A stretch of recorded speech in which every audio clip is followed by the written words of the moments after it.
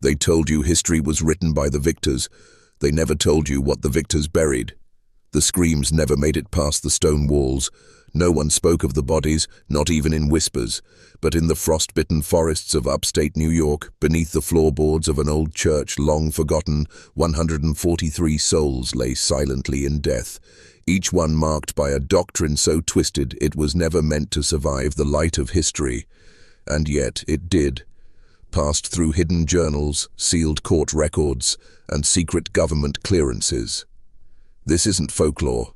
This is forbidden record. There was a family, the Ravencrofts. To outsiders, they were holy men, preachers, visionaries, but within the circle of their faith, they were gods, not the kind who offer grace, the kind who demand blood. Their church wasn't a sanctuary, it was a forge, a place to break the human spirit, then reshape it in the image of pain. They didn't call it torture, they called it purification. Their sermons weren't spoken from pulpits, they were carved into bone. This story isn't about a cult, it's about control. The kind that starts with faith, evolves into obedience, and ends with a man smiling as he watches his child burn. The Ravencrofts didn't just manipulate belief, they rewired identity. They understood something ancient, something governments and secret orders have used for centuries. The most powerful prisons are built in the mind. Why is this history hidden? Because it's not just about the past. It's about a template, a ritual system of power that still exists today, in different forms, with different faces, but with the same core. Obedience through pain, loyalty through fear, and enlightenment through the destruction of the self. I'm not here to tell you a story. I'm here to break a spell. What you're about to hear isn't just dark. It's dangerous. Because once you see the truth behind the Ravencroft legacy, you'll start seeing echoes of it everywhere. They didn't come with swords, they came with scripture.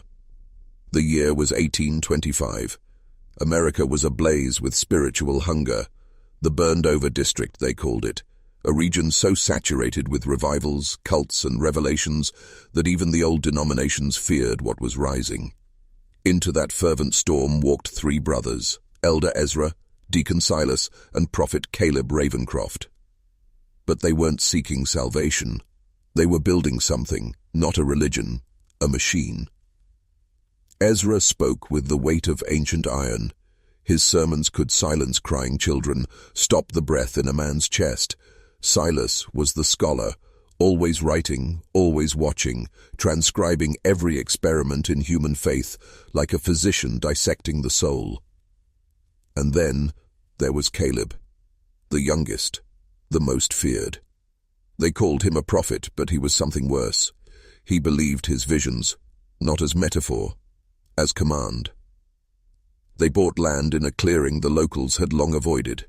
Said the animals never stayed, that the birds flew in circles overhead but never landed. There they built their temple, the church of the pure spirit, not white, not wooden, but black stone, cold, windowless, shaped like a geometric sigil, an octagon ringed by smaller rooms, each dedicated to a phase of purification. It was architectural theology, a house of worship designed for transformation, through pain. From the start, they attracted the broken, the grieving, the desperate, and the wealthy who sought a darker path to enlightenment. But here's the truth. The Ravencrofts didn't find followers. They manufactured them. They started slow, fasting, ice baths, night-long prayers in darkness. Then came the trials, rituals disguised as rebirths, masks of sanity over methods of control. Their scripture taught that pain was the pathway to purity, that to ascend you must first descend into suffering, that joy was a lie, and suffering was the only true proof of divine favor. But this wasn't faith. It was programming. And once a man accepts pain as love, once he associates agony with enlightenment, you don't need chains anymore. He'll crawl to the altar himself. This is the first truth they hide. Control is easiest when the prisoner worships the cage. And so the Ravencroft legacy began, not with blood, not with death, but with willing surrender. The first disappearances were explained away: a runaway wife, a boy lost to the woods, an old man too broken by grief to keep living. Ravenwood accepted these absences because they had been trained to. The town had slowly bent its spine to the Church of the Pure Spirit. Not through force, but seduction. The Ravencrofts knew obedience obtained through awe is stronger than obedience obtained through fear. So they built awe like a fortress. They called it the Preparation. Those chosen for higher ritual were honored, celebrated, envied. Once selected, a follower would vanish into the inner chambers for 3 days. They'd return changed, gaunt, silent, eyes hollow but shining. They said nothing, but they stared at you like they'd seen God. The others believed it. How could they not? Every part of the ritual was designed to instill jealousy. It made pain seem sacred, and it made silence a mark of divine proximity. In truth, those 3 days broke people, not metaphorically, literally. Silas had devised a program based on old mystic texts and new psychological theories: deprivation, repetition, enforced confession, denial of identity. They stripped names, families, pasts. The subject was emptied, and into that void, they poured doctrine. Caleb would whisper to them during the final hours, not in English, not in Latin, but in a private tongue, one he claimed was revealed by the Spirit. A language of angels, he said. But it didn't sound like heaven. Those who didn't survive the process were called rejected vessels. Their bodies were disposed of quietly. Most never knew they'd died. Those who did survive were no longer themselves. They became the Ravencroft's most loyal instruments, enforcers, recruiters, builders of the catacombs to come. Their eyes were vacant, but they smiled like saints. You've seen those smiles in photos of cult members, that distant glow, at perfect emptiness. One girl escaped, 14 years old, barefoot, bleeding, eyes wide as the night sky. She was found by a farmer 5 miles outside town. She couldn't speak. She never would again, but she drew symbols in the dirt. Spirals, eyes, inverted crosses. No one believed her. Her drawings were dismissed as hysteria. The church denied she ever existed. And the silence thickened. This is how darkness works, not by hiding, but by becoming the thing you're too afraid to question. The deeper you look, the more familiar it feels. Because what the Ravencrofts built wasn't unique. It was efficient, a model perfected centuries earlier, in temples, in thrones, in government halls, cloaked in marble and silence. You see, true power doesn't demand obedience. It teaches you to beg for it. By 1830, the Church of the Pure Spirit had grown beyond a cult. It became a system, a closed world with its own laws, its own economy, and its own reality. Members no longer used local money. They traded in favor, in piety, in access to the brothers. Those at the bottom were forbidden to speak to those at the top without written permission. Marriages were arranged, children raised communally, personal property was relinquished, then catalogued and stored beneath the sanctuary. It was called the offering. Ezra explained it like this: if you would ascend, you must carry no burdens. And so they let go. Of homes, of names, of will. And in return, they were promised purity. But what they received was surveillance. Sleep was restricted. Meals were ritualized. Spouses reported on spouses. Children were trained to observe and repeat. The Spirit watches through your brothers, they were taught, and so every act became a performance. Every thought a potential crime. Sound familiar? We like to believe cults are distant, obvious, that only the broken fall prey, but the Ravencrofts knew better. They preyed on the intelligent, the idealistic, the ones who wanted something real. They spoke not to weakness, but to hunger. And once they had you, once they'd wrapped their system around your life, you couldn't leave because you'd no longer know who you were without it. That's not a religion. That's not even manipulation. That's engineering. There were no fences around Ravenwood, no guards, no chains. The church didn't need them. They'd replaced every escape route with mirrors, roars, ones that reflected back your sins, your unworthiness, your guilt. The world outside is the lie, Ezra preached. This is the only truth. And the people believed it. Because when you take a man's pain and tell him it has meaning, he'll follow you into fire, even if he knows it's going to kill him. Pain became the compass, and the deeper the agony, the more holy the path. By 1832, the Ravencrofts no longer concealed the trials. They ritualized them, turned suffering into theatre, not for cruelty's sake, but to anchor doctrine in the body. Every scream became liturgy, every scar a scripture. These were not punishments, they were sacraments, and every man, woman, and child in the congregation wanted to be chosen. They called them elevations. Each elevation was preceded by 7 days of isolation. No sound, no light, only whispered verses recited from behind walls, distorted, warped until the voice of the Ravencrofts merged with the voice of the spirit. Then, in the darkness, the initiate was given a choice, not a command, a choice. Do you consent? The brilliance of it was cruel. They always said yes, because by then they'd been conditioned to see pain not as punishment, but proof. Pain meant you were chosen. Pain meant you mattered. And so they entered the chamber willingly, not as victims, but as volunteers. The rituals themselves were carefully calibrated. Each trial had a symbolic function.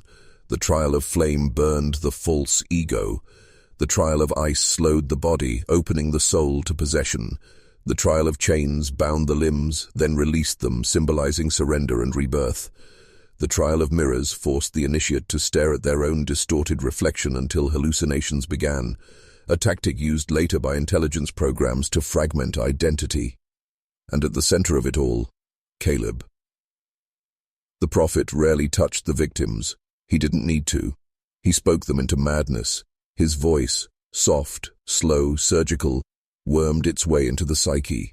He would describe their worst memories in detail, things they had never told anyone, and then he would forgive them. Your pain is your passage. Let it open the door. This was more than psychological torture. It was transformation, a reshaping of the human being from the inside out. Some didn't survive. Those who did weren't the same. They emerged empty. And into that emptiness, the doctrine flowed like blood into a fresh wound. This is the secret the Ravencrofts mastered, and institutions still use today. If you can get a man to suffer willingly, you own his soul. By 1834, the trials were no longer exclusive, they were mandatory. Every member of the Church of the Pure Spirit, from child to elder, was required to undergo at least one elevation. Those who refused were branded fractured and subjected to exile, not from the church but from truth. This meant silence. No one spoke to them. No one touched them. They were left to wither within the community's walls like ghosts. Some took their own lives. Others returned, begging for purification. This wasn't just devotion. It was dominion.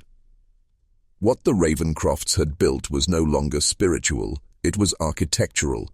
A structure of submission so complete it could reproduce itself without their presence. New members didn't need to be convinced. They were taught by those who had already surrendered, by those whose eyes shone not with joy but relief, the kind that comes only when someone else has taken control of your fear.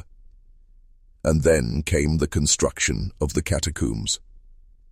It began under the guise of a sanctuary expansion, but the blueprints, discovered decades later, tell a darker story.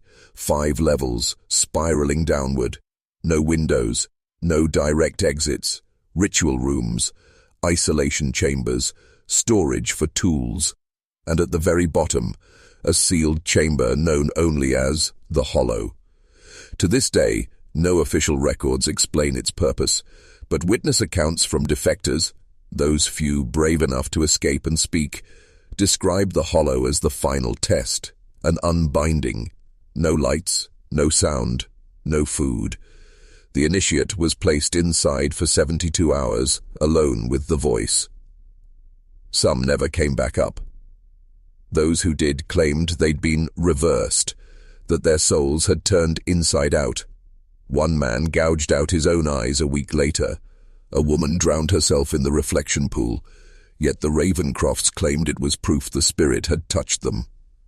The outside world had no idea Ravenwood was isolated, and those who passed through saw only smiling faces, pristine gardens, and white-robed men offering blessings. No one asked why the gardens grew so well, or why on certain nights the soil steamed as if blood had soaked it. The darkness was underneath. That's how the Ravencrofts ensured their legacy would outlive them, not by what they taught, but by what they buried. Ravenwood's silence was its strength, but outside its borders, rumors were beginning to bleed. In 1836, a young schoolteacher named Eliza Ward arrived in the neighboring town of Harrowsfield. She was educated, curious, and entirely unaware of the Ravencroft legacy, but something about the town's tranquility struck her as too clean. The people were polite, yes, but distant, mechanical. Children didn't laugh, stores closed early, and every night, without fail, a low hum echoed from the woods. One night, Eliza followed it. What she found was the procession of silence, a line of white-robed figures walking barefoot toward Ravenwood, heads bowed, candles flickering. In the front walked Caleb. Behind him, a child no older than 10. The boy was bound at the wrists with silk cord and wore a crown of thorns made of copper wire. The next day, Eliza wrote a letter, one that would be intercepted, destroyed, and forgotten for over a century. But she had begun something irreversible: suspicion.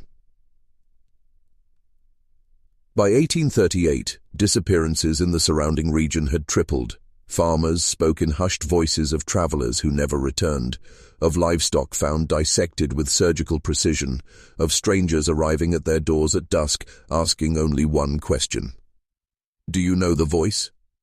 Still, no authorities intervened. Why? Because the Ravencrofts had infiltrated the local courts, a judge, a sheriff, 2 mayors, all former initiates, all claiming conversion. They'd changed the law from within. Ravenwood became untouchable. This is where history begins to warp, because by 1840, the Ravencroft family was no longer just a cult. They were an institution, a sovereign order with influence far beyond their land.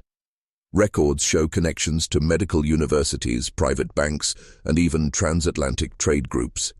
Caleb was writing letters to European occultists. Ezra was meeting with politicos, advisors in Boston, and the catacombs. They expanded. But here's the truth that few have ever said aloud.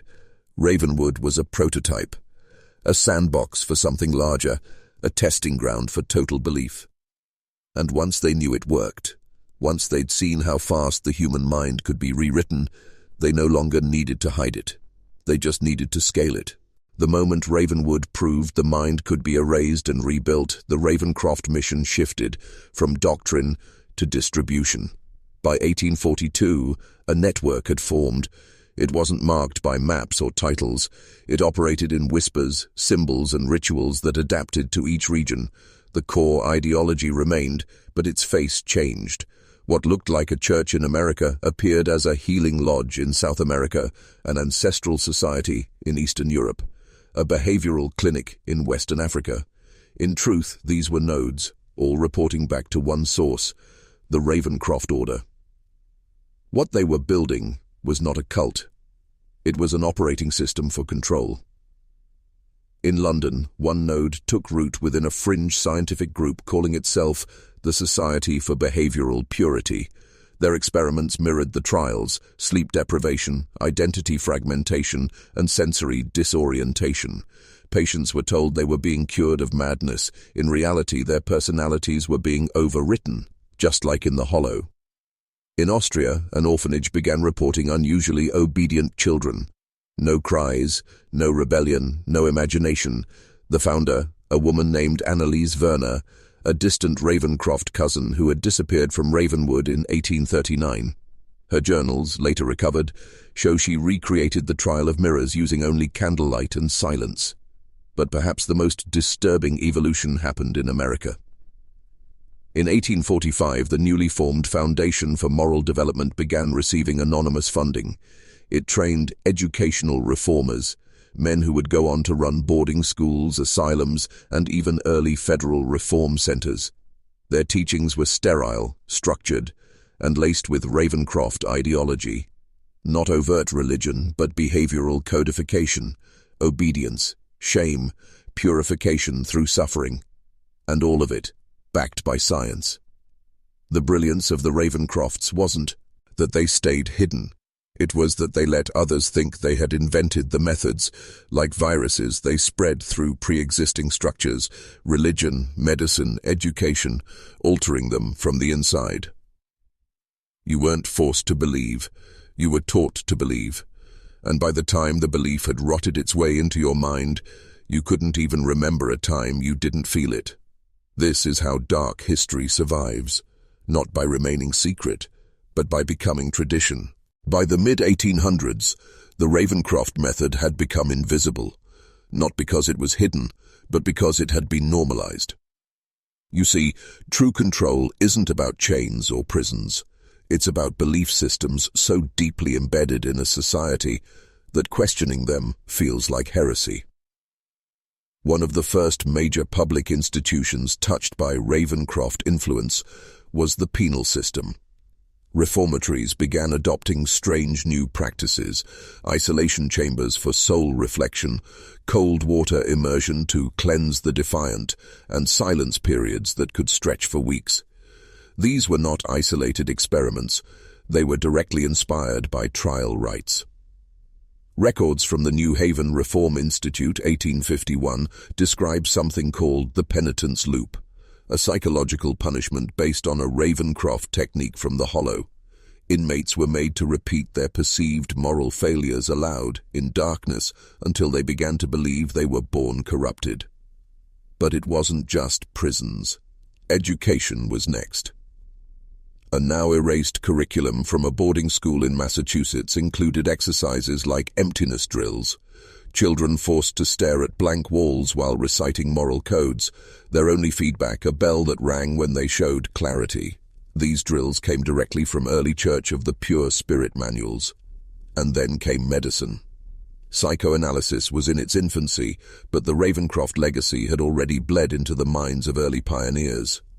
One journal entry from a Viennese doctor in 1864 describes the break-and-bind technique, separating a patient's core identity from their memories through sensory overload, then reprogramming them with artificial affirmations. His clinic was funded by an anonymous American trust, traced years later to the Foundation for Moral Development. The most disturbing fact: none of this raised alarms. Why? Because the practices worked. Hay produced obedient workers, silent patients, and compliant students. The systems rewarded the outcome, never questioning the method. And all the while, Ravenwood thrived quietly, still standing, still conducting trials, still sending initiates into the world, cloaked in suits and titles, not robes. It wasn't about faith anymore. It was about scaling fear, making it so large, so systemic, that resistance became absurd. And the worst part? We still see their fingerprints today, in how we punish, how we teach, how we correct those who don't conform. The gory past didn't end. It just changed its name. By the dawn of the 20th century, the Ravencroft legacy had crossed yet another threshold, from cultural influence to state integration. In 1912, a confidential document circulated among a group of American social theorists titled "Compliance Through Structure, a Model for National Morality." It was unsigned. No one claimed authorship, but within its pages were phrases lifted directly from Ravencroft doctrines. Terms like emotional reset, identity calibration, and ritualized obedience. That document would quietly inform the foundation of several government-backed programs under the guise of behavioral psychology and national stability. When World War I ended, a new fear emerged: internal subversion. Nations weren't just afraid of foreign enemies, they feared their own citizens' minds. Who could be trusted? Who might turn? That fear became a tool. Enter early intelligence agencies. Organizations tasked not only with information gathering, but influence management. In the US, Britain and beyond, covert programs were launched to study mind control, indoctrination, and moral realignment. Their goal, not just surveillance, but reconstruction of thought. In 1931, in a heavily redacted intelligence ledger, we find the first known use of the term inductive conditioning protocol. The protocol involved sensory deprivation, alternating emotional reinforcement, and controlled trauma exposure. It's nearly identical to Trial 7 of the Hollow, as recorded in Caleb Ravencroft's personal journal. Coincidence? No. Several operatives who designed the protocol had been educated under the Moral Development Trust, an offshoot of the Ravencroft network, and the blueprint only evolved. By World War II, psychological warfare wasn't fringe, it was official policy. Governments began building entire departments dedicated to controlling perception, shaping memory, and manipulating belief through repetition, fear, and ritual. In Nazi Germany, we saw an overt, brutal expression of this control, but in democratic states, it was subtler, cloaked in patriotism, education, even advertising. And here's where it becomes chilling. In 1946, a U.S. intelligence memo referenced something called the Ravenwood Directive. The contents remain classified, but analysts believe it involved psychological reconditioning protocols for political dissidents, techniques traced back to Ravencroft family manuscripts. It meant the ideology had moved past cult status. It had become weaponized policy. The gory past wasn't dead. It was now armed and state-funded. By the 1950s, the line between Ravencroft philosophy and government science had completely vanished, not because one absorbed the other, but because they had quietly merged. The Cold War wasn't just about missiles or espionage. It was a war for the human mind, for control of memory, behavior, belief, and at the heart of that war was MK-Ultra, the CIA's most infamous mind control experiment. What most people don't know is how deeply MK-Ultra mirrored the Ravencroft trials. Officially, MK-Ultra aimed to develop methods of interrogation, behavior modification, and psychological manipulation. But when declassified documents surfaced in the 1970s, investigators were shocked at what they revealed. Sensory deprivation chambers, forced drug-induced dissociation, hypnotic programming followed by trauma reinforcement, implantation of false identities and memory erasure. These weren't inventions of CIA doctors. They were recreations of trial rituals, almost word for word. In fact, an internal memo from 1956 references a now lost manuscript titled RC9. Believed to stand for Ravencroft Codex 9, a guide detailing psychological purification through pain, silence, and imposed obedience. This codex had allegedly been recovered from a fire-damaged library near the Ravenwood estate in 1927 and smuggled into U.S. academic circles. From there it spread, through elite universities, research labs, and black-budget programs that turned human minds into test subjects. But here's what's worse. The goal was never just mind control. It was the mass standardization of perception, the ability to engineer public belief on a national scale. Enter Project Mockingbird, a CIA initiative designed to manipulate the media.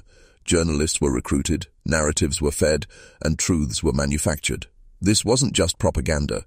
It was controlled thought distribution, an evolution of the Ravencroft doctrine. Let them believe they chose the truth. Meanwhile, schools taught compliance as virtue. Movies glamorized obedience. Therapy became a tool of normalization.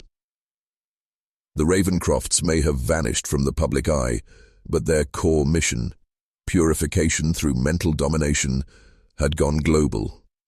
Every citizen became a subject, every screen a pulpit, every silence a ritual.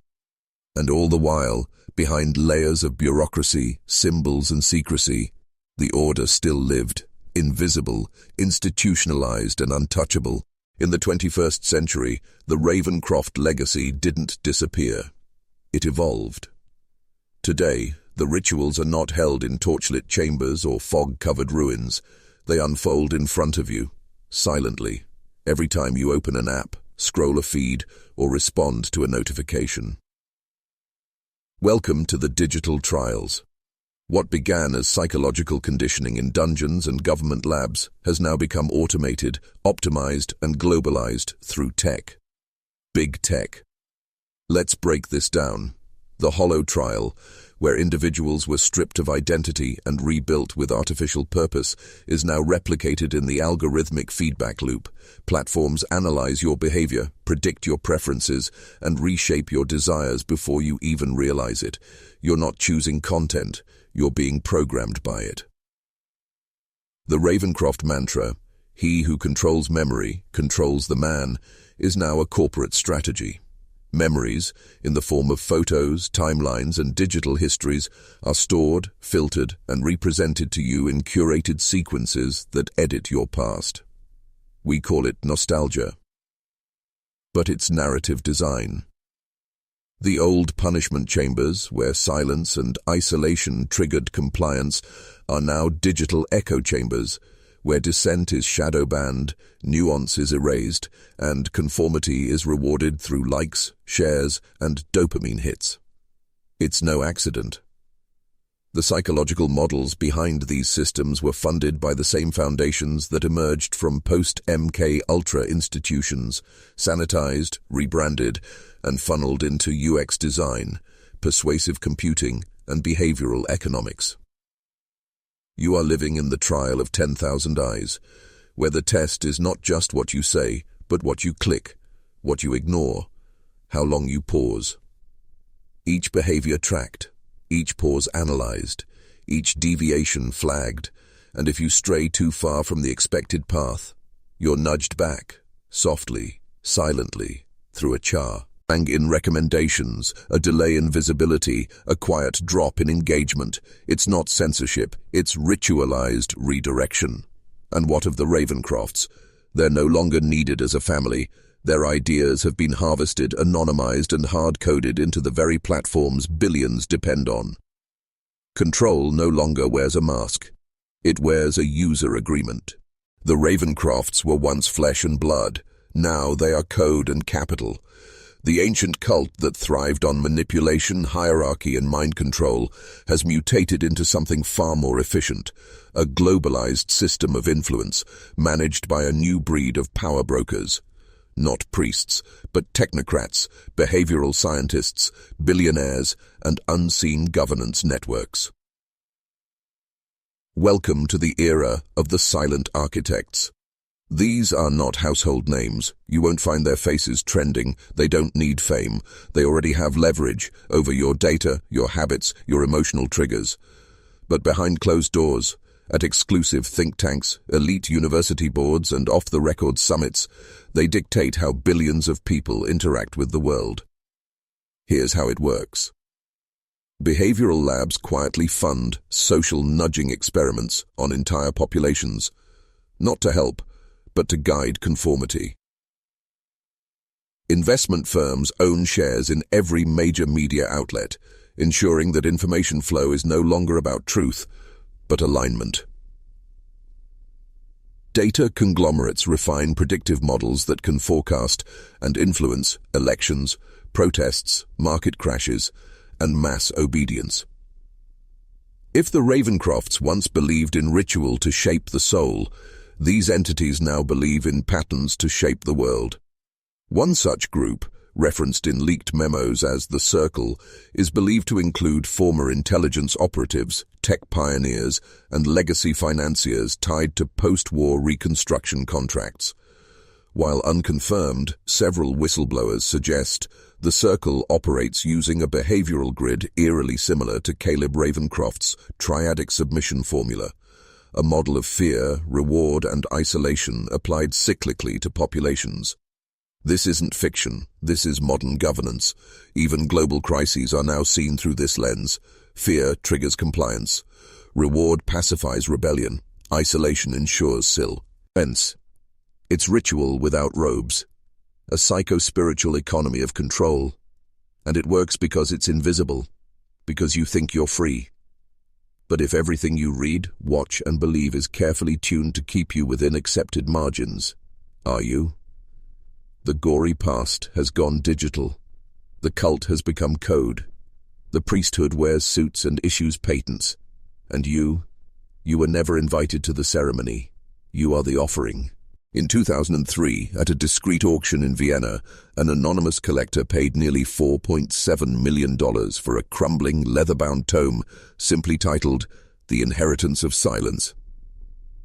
It was catalogued as a 19th-century philosophical manuscript, but insiders claimed it was far older, a lost Ravencroft manuscript, long thought destroyed in the Ravenwood estate fire of 1927. Its contents were sealed, but weeks later, fragments appeared online, not scanned, not leaked, posted deliberately like an invitation. What the fragments revealed sent shockwaves through underground historical circles, a detailed account of the final phase of the Ravencroft trials, never documented before. Rituals not for purification, but for erasure. A belief that silence itself was not absence, but power. The central thesis: he who commands silence commands legacy. Unlike other Ravencroft texts focused on control through trauma or fear, The Inheritance of Silence proposed a more terrifying idea. Total control is not achieved through domination, but through engineered forgetting. It described a blueprint of historical nullification, how to erase inconvenient truths, cleanse bloodlines of guilt, and rewrite collective memory until all opposition is rendered meaningless. Not by killing it, but by making it irrelevant. Key techniques included generational dilution, implanting shame into descendants to make them reject their lineage. Symbolic burial, hiding truths in plain sight through fiction, parody, or ridicule. Echo inversion, creating false versions of real history to occupy cultural space and prevent rediscovery. Sound familiar? Today, our feeds are flooded with revisionism, our past reduced to memes, our heroes remixed into jokes, our tragedies trivialized into trending hashtags. And every time we scroll past something too dark or too complex, we participate in the very ritual the Ravencrofts designed: the inheritance of silence. What if your ignorance isn't an accident, but the final step in a ritual centuries in the making? What if the real conspiracy is forgetting there ever was one? And here's the final twist.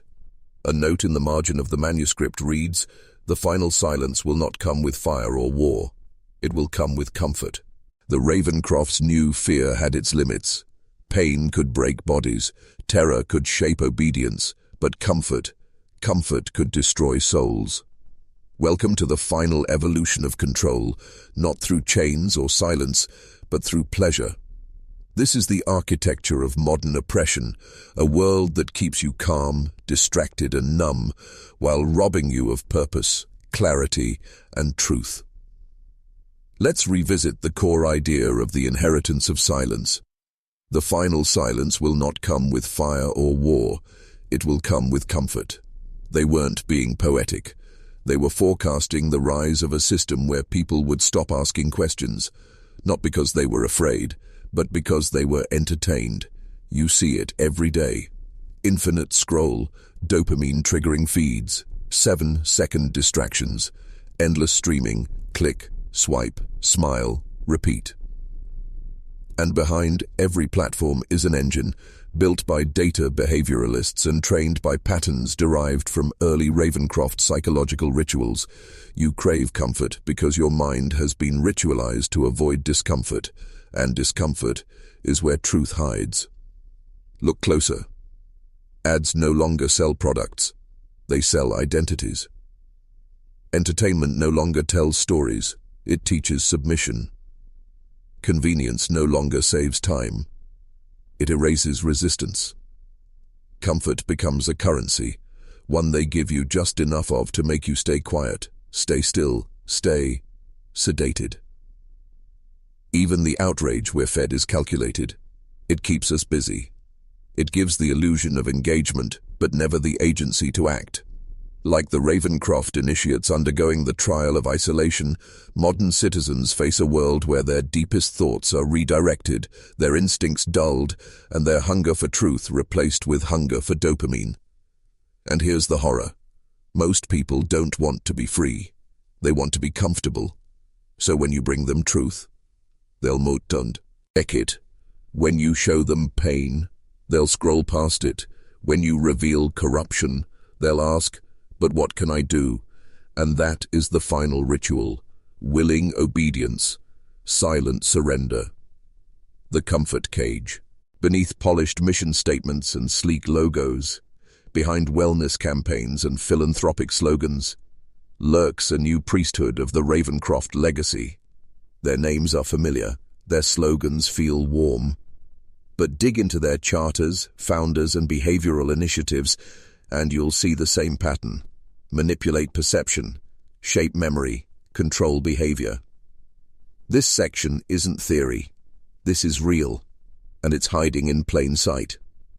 The Helix Foundation, UK-based NGO, outwardly a child welfare advocacy group, but leaked documents in 2019 revealed funding ties to military psychological research projects, including social resilience modeling, essentially population compliance testing during emergencies. Keywords in their reports: instinctual dampening, ritualized conformity, and structured narrative absorption. The terms are lifted verbatim from Caleb Ravencroft's 1784 diary entries. Neurotrend Analytics, San Francisco-based AI firm. A tech startup claiming to revolutionize consumer happiness through neural optimization. But behind the smiling faces and TED Talks lies a darker truth. They collect emotional response data from over 300 million devices and sell predictive behavior models to private clients, including governments and defense contractors. Their flagship model, Project Shepherd, a direct reference to Ravencroft's early theory of psychological herding. The Eon Accord, Geneva, an elite policy group influencing global education strategies. Their stated mission: to unify global values through collective cultural education. But their curriculum pilots, quietly adopted in 42 schools, introduce emotional dissociation exercises, repetition-based thought framing, and subtle morality erasure techniques under the guise of post-bias thinking. In plain words, ritual deconstruction of critical identity. Ministry of Human Harmo. NIE, unofficial name, multiple countries. Not a single entity, but a growing network of internal government divisions across several nations under different names. They oversee content moderation, digital health initiatives, emotional AI integration, all under classified behavior mapping frameworks. Many of these frameworks trace back to declassified MKUltra and Tavistock Institute documents, institutions known to have archived Ravencroft material for historic study. Here's the truth. The Ravencroft rituals were never about candles and blood. They were about understanding the architecture of the human mind and learning how to remodel it, not through brute force, but through systems, symbols, and stories. That's exactly what these organizations do now. Different faces, same cult. They join to help, to innovate, to heal, to protect. But what they discovered inside these organizations broke them, and in some cases, nearly cost them their lives. This section isn't fiction. It's testimony from real individuals who stepped away from the machine and lived to warn us. Whistleblower 1, the architect, former cognitive architect, Neurotrend Analytics. I was tasked with developing AI models that could predict emotional fatigue. We were told it was for mental health apps, but once our prototypes matured, they were sold to third parties. I later saw those models being used to suppress dissent on social media. Users were steered away from anger-inducing content, not for their well-being, but to ensure compliance spikes during election cycles. They weren't making people happy, they were making people docile. She also revealed internal documents referencing a concept called Ravencroft looping, using repeated micro-narratives to dull the emotional impact of shocking information. A modernized form of the Ravencroft trauma spiral. Whistleblower 2, Elias, Curriculum Advisor, Aeon Accord Pilot Program. They started small, shifting colors in textbooks, removing historical villains, replacing them with neutral archetypes. Children weren't being taught facts, they were being taught how to feel nothing. I noticed every new lesson had a purpose: remove conflict, blur ethics, flatten emotional spikes. He was fired after questioning a directive called 0-point tension, a plan to eliminate all emotionally charged symbols from learning material by 2030. The name, lifted straight from the Inheritance of Silence. Whistleblower 3, Cassia, ex-field analyst, Helix Foundation. Our job was to study response behavior in refugee camps, but the tests were cruel. Exposure to contradictory emotional cues. We measured how long it took for someone to stop resisting, to accept any narrative we gave them. The end goal wasn't relief, it was learned helplessness. When Cassia leaked audio of a board meeting referring to this as Phase 4 of the Ravencroft Protocol, she was targeted by a coordinated disinformation campaign, labeled mentally unstable, and disappeared from public view. A year later, her footage leaked. She was alive, but barely. "They don't kill you," she whispered. "They erase you." These testimonies all point to one terrifying truth. The Ravencroft legacy lives on, not in old estates or dusty books, but in tech labs, policy councils, and education ministries. They wear suits instead of robes, use screens instead of altars. But their goal is the same: to dismantle truth, to tame memory, and to write a history where you will never matter. For centuries, the name Ravencroft was synonymous with shadow, whispered in courts, burned in records, and redacted from lineage books. But while the name was publicly buried, the bloodline lived on.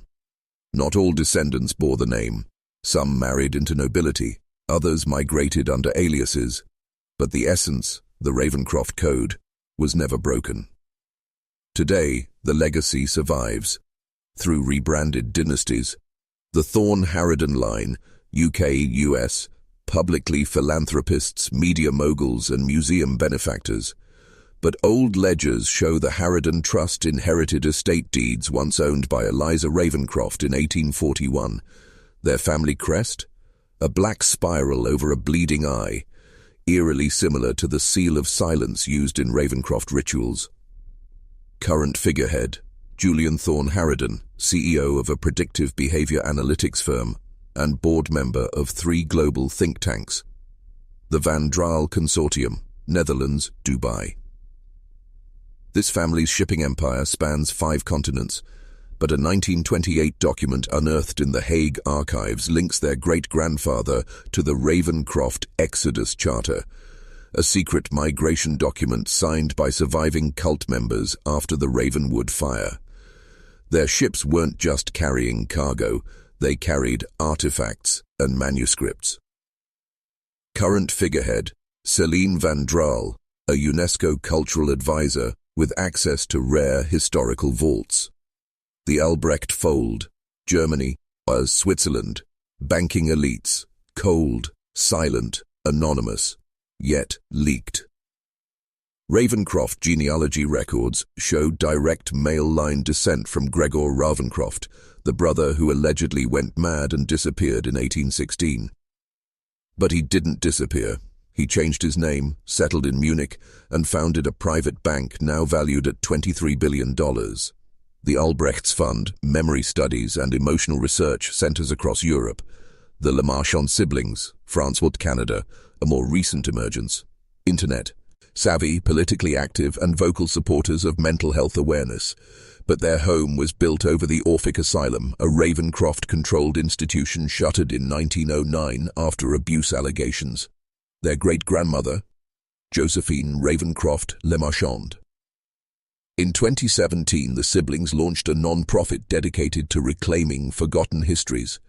but careful analysis of their publications reveals a soft rewrite of Ravencroft ideology, painted as therapeutic empowerment. These families don't claim Ravencroft blood, but they don't need to. Their access, their networks, and their influence over narrative frameworks show exactly where they stand. And just like the Ravencrofts of old, they wield three weapons: silence, storytelling, structure. You see, the modern Ravencrofts aren't trying to scare you anymore. That was the old way. Now they just want to comfort you into obedience. They hide behind charity, behind culture, behind algorithms. But in their veins flows the same desire: to reshape truth in their image, to own your mind by owning your memory. They told you these objects were harmless. Museum pieces, curiosities, props in your favorite horror films. But what if the artifacts you grew up seeing, in exhibitions, in movies, in symbols hidden in plain sight, were real tools of control? Ravencroft tools. This is the section they never wanted to go public, because it's where the myth touches your reality. The black spiral mirror, classified as Object Number 46C, held privately, Switzerland, appeared briefly in a 2011 Sotheby's auction catalogue, described as a ceremonial scrying glass, mid-1700s, origin unknown. Experts believed it was an 18th century forgery. But the pattern carved into the obsidian, it matches perfectly with the central spiral found in the Ravencroft estate chapel, documented in fire-damaged blueprints recovered in 1894. Rumors persist that staring into it under moonlight triggers hallucinatory regressions, not visions, but relived ancestral trauma. A relic not meant to be seen, but to be remembered by. The mourning bell of Severin Ravencroft, a tiny bronze bell with no clapper, found in a mass grave near Saint-Étienne, France. Its outer ring is etched with phrases in a forgotten dialect, but linguistic AI has reconstructed one translation: "Only through the stillness of blood will the soul be heard." It's believed this bell was rung internally during memory severance ceremonies. Survivors claimed they felt the bell in their bones, not their ears. Pop culture connection. A nearly identical bell was used in a dream sequence of a hit psychological thriller, but the director never acknowledged its origin. The seven-eyed candle, this wax effigy, found in a burnt trunk at the Ravencroft South Manse, has 7 wax drips shaped like distorted human eyes. When lit, it emits no scent, but observers report auditory hallucinations most commonly. It's not your story anymore. This act item was replicated as merchandise for a popular occult-themed TV series, a decision heavily criticized by historians who recognized its likeness. Real object, real past, sold to you as entertainment. The Inheritance Codex, page 77 fragment, recovered in fragments from a burned monastery in 1921. This page details the memory fracture doctrine, a belief that history must be periodically shattered to maintain control over populations. Its final line, etched in reverse, readable only through thermal imaging: "The truth must be broken to be believed." This fragment has been reproduced, without context, as background set design in multiple movies, music videos, and even a major tech company's 2020 commercial. Coincidence? Or indoctrination disguised as aesthetics? You see, the artifacts were never meant to disappear. They were meant to hide in plain sight, their meanings washed, their symbolism recycled, and their power neutralized by mockery. A bell becomes a movie prop. A mirror becomes a fashion trend. A codex becomes a desktop wallpaper, and all the while, you forget. The screen is the new sanctuary. Once, the Ravencrofts built stone chapels, secret chambers, and blood-bound libraries to house their rituals. Now, their symbols, scripts, and stories are housed inside your favorite shows, films, and digital art. Not by conspiracy, by design, by legacy programming. The Bloodline went silent. The myth was buried, but the story survived, retold, reshaped, rebranded. Let's uncover how the Ravencroft mythos lives on in modern entertainment and what it's doing to the collective subconscious. House of Glass, 2021 streaming series. Billed as a gothic psychological drama, a cult matriarch controls her followers through hypnotic chants, generational trauma, and memory suppression. But fans pointed out eerie similarities to the Ravencroft discipline of soft rewriting, a psychological conditioning practice outlined in the Codex of Internal Collapse, a document buried in Section 17 of this series.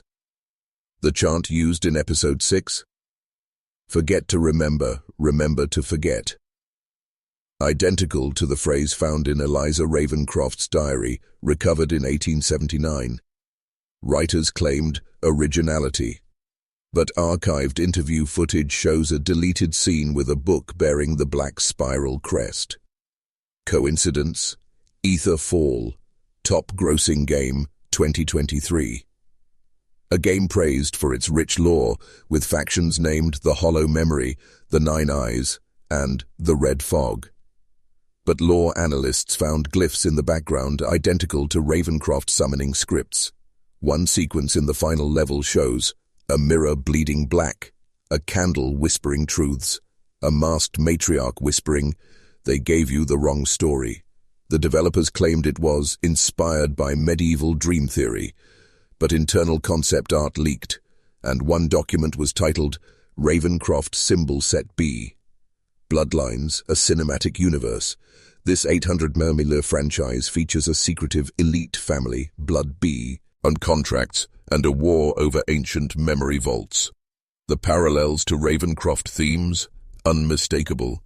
Characters bound to silence through rings of fire, elders whose names are never spoken, a forbidden archive called the Hollow Chapter, a Ravencroft ritual by any other name. The showrunners? Descendants of the Thorn-Harridan line. Why this matters?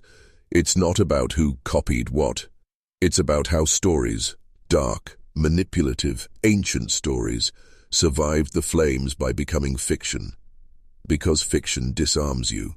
You relax, you consume, you laugh at what once terrified kings, and in doing so, you open the gates. Not to possession, but to permission. Permission to let old frameworks root in your subconscious.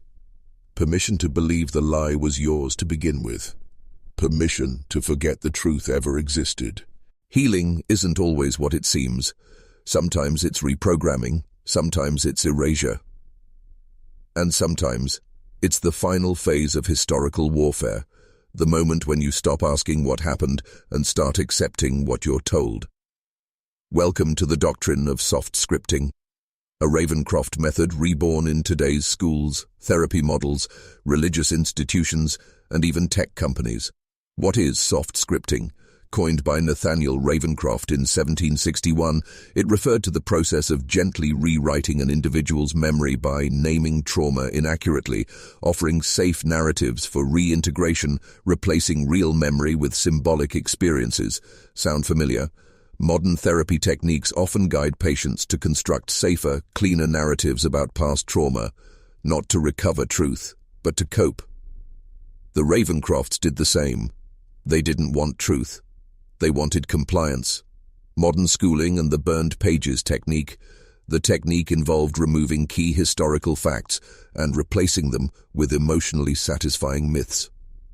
Today, it's called curriculum design. In multiple national school systems, entire rebellions are reframed as protests, massacres are relabeled as conflicts, censored truths are omitted entirely from textbooks. What began in Ravencroft libraries, edited archives and whitewashed codices now takes form in digital education platforms and revised history books. You're taught not what happened, but what keeps you aligned. Churches and the obedience rituals. In 1823, Eleanor Ravencroft introduced the ritual of obedient recollection, a weekly confession structure where painful truths were replaced with coded forgiveness. Today, many religious institutions use scripted prayers, pre-approved confessions, and controlled absolutions. You're not encouraged to question. You're encouraged to release, and in releasing, forget. Forgiveness becomes amnesia. Therapy apps and emotional surveillance, modern digital therapy tools often include journaling with guided prompts, emotion tracking AI that suggests conclusions, mood correction scripts labeled as affirmations. Harmless, perhaps, but the Ravencrofts believed true control came not through chains, but through language loops. If you repeat their words enough, you begin to think they're your own. Whoever defines the memory controls the healing. From the Codex of Unspoken Restoration, sealed in 1814 and now reappearing in rewritten form in self-help circles and corporate workshops. The dangerous comfort of closure. Closure sounds safe, comforting. But the Ravencrofts engineered closure as a tool of silence, a pressure to move on without full understanding. Today, society tells you, let it go. It's in the past. That's just history. And that's how the Ravencroft echo survives. Not as a conspiracy in basements, but as a consensus in boardrooms. They told us it was for our safety. That harmful content needed moderation, that digital platforms were simply cleaning up the noise. But beneath the surface of filters, bans, and behavioral nudges lies something far more sinister. A live psychological experiment rooted in Ravencroft doctrine running right now, and you are part of it. The Ravencroft Blueprint, From Symbols to Systems. In 1793, Alaric Ravencroft wrote, "If thou cannot burn the book, bind the mind. The cage unseen is the cage most loyal." He developed what was then called the algorithm of obedience, a framework for gradual moral silencing using 3 methods: controlled language loops, symbolic trauma repetition, emotional exhaustion through curated contradiction. Now fast forward to today.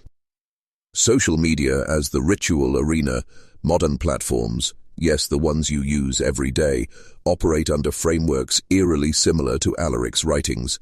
You're rewarded for echoing approved ideas. You're punished, shadow-banned, or ridiculed for dissent. You scroll through cyclical emotional highs and lows, joy, fear, outrage, silence. This isn't just content moderation, it's consensus engineering. The experiment you didn't sign up for. What's being tested? How far can belief be altered without direct confrontation? How quickly will the majority conform when isolation is implied? Can digital shame replace physical punishment? Tools used: sentiment detection, AI, predictive suppression algorithms, emotional response heat maps collected in real time, all this tech. Tracing back to research funded by Ravencroft-endowed institutes under new names. Ravencroft echoes in modern systems, modern concept, Ravencroft origin, shadow banning veiling of voice ritual, 1791. Trigger warnings, fear cue encoding, 1767, cancel culture, purge of narrative deviance, 1789, content algorithms, doctrine of flow control, 1795. These aren't just coincidences, they're evolved rituals. The ghost in the machine. Several behavioral psychologists have quietly spoken out about this, some under aliases, others mysteriously disappearing from their research posts. One former neural data scientist wrote, "What we're building isn't a network, it's a digital cathedral of obedience, guided by algorithms but inspired by ancient psychological blueprints." The implication? Some of the most advanced AI behavioral systems in the world may be trained using translated Ravencroft manuscripts, especially those involving population influence, mass conditioning, and trauma mapping. And still, we scroll. Every tap, every like, every angry comment you leave or post you ignore. You're feeding a machine that isn't just tracking behavior, it's shaping it. Like a modern altar, your screen becomes the ritual space. You think you're in control, but you're inside the spell. You think ancient rituals belong in dusty books or long-dead cults. But what if the most powerful rituals weren't forgotten? They were rebranded. What if the Ravencrofts didn't vanish? They went corporate. The rise of symbolic saturation. Throughout history, power wasn't just communicated through armies or kings. It was encoded in symbols, repeated, embedded, disguised. In a forgotten Ravencroft fragment recovered in 1987, one phrase stood out. When the words are forgotten, the symbol remains, and through it, obedience breathes. That doctrine, known as sigil continuity, became the Ravencroft family's secret weapon. To hide intentions in plain sight, to program responses without explanation, to turn attention into allegiance. Now take a look around your world. Logos, brands, music videos, fashion, architecture. Still think the past is gone? The psychological key, pre-conscious imprint. Modern neuroscience confirms what the Ravencrofts practiced centuries ago. Repetition plus emotion equals submission. This is how they do it today. Flash a symbol in a moment of high emotion, repeat it until it feels normal. Watch it anchor new beliefs. Let's look at some examples. Hidden in plain sight. Real symbolic triggers. Modern example. Ravencroft, parallel purpose. Triangle inside a circle, seen in fashion media. Seal of the triumvirate, used in selection rituals. Marks obedience to hierarchical control, all-seeing eye in tech ads. Eye of Worm. Manuscript 1776. Signals internalized surveillance. You police yourself. The black square trend. Void emblem. Ravencroft mourning rite. Represents consent to silence. Ritualized grief. DNA spiral designs in branding. Helix of reversal. Used in bloodline purification rites. Subtle invocation of genetic submission. These aren't aesthetic choices. They're activation glyphs. Ancient shapes meant to bypass logic and spay. Eke to your primal brain. Entertainment as ritual theater. Many modern films, games and music videos repeat symbolic rituals nearly frame by frame from Ravencroft texts. Watch closely and you'll notice. Hands over the left eye, circles of fire, mock sacrifices, ascension poses surrounded by disciples, language patterns repeating rise, light, blood, truth. These aren't coincidences, they're reenactments. You're not just watching entertainment, you're attending rituals in disguise. Why let the symbols spread? Because, as Alaric Ravencroft wrote, the greatest obedience is not in fear, but in familiarity. Make the mark beloved, and thou shall never need the whip. They want you to love the symbols, to wear them, to repeat them, to tattoo them onto your skin. And when you do, the ritual completes itself. So what can you do? Not believe. Fine. But just ask yourself, why do the same ancient shapes keep reappearing in today's world? Why do multi-billion-dollar industries repeat specific gestures, poses, and designs? Why are you told that noticing patterns is crazy? They hid the bloodlines. They erased the symbols. They turned history into entertainment and control into ritual. But the final truth was never hidden in a book. It was hidden in you. The last control system, self-censorship. After centuries of domination, the Ravencrofts and their proxies discovered something terrifying. They no longer needed to police the population. The population would police itself. Through repetition, shame, and manipulated common sense, people began. Mocking those who questioned, ridiculing forgotten truths, preferring distraction over discomfort, silencing themselves before anyone else had to. This is the final veil, a self-contained prison. No bars, no guards, only thoughts you refuse to think. The system is not external, it's internal. You've been taught to look outward, blame governments, blame religion, blame corporations. But the final trick was internalization. You avoid taboo topics because of reputation risk. You stop researching because of peer judgment. You label every disturbing discovery as a conspiracy before you even explore it. The Ravencrofts don't care if you know. They care that you'll never act, because they've mastered the art of doubt. The forbidden question, what if it's all connected? What if the same elite bloodlines engineered wars, debt, and distraction? What if those symbols you see every day are ritual permissions? What if your culture is scripted, not evolved? What if the Ravencrofts were not fictional figures, but the template for every control network that came after? And what if their ideology never died? What if it simply changed form? You are the final gate. There's no key, no decoder ring, no guru to follow. There's only one step. Look. Look at history with suspicion. Look at media with pattern recognition. Look at the shame you've been taught to feel when questioning authority. That's the real programming. And if you can break it, you won't just learn the truth, you'll become immune to the lie. This isn't just a story. The gory past isn't a show. It's a warning. And if you're still watching, you've already stepped outside the veil. So here's the final question. What will you do now that you know? Because if history taught us anything, silence is complicity, and the shadows never sleep.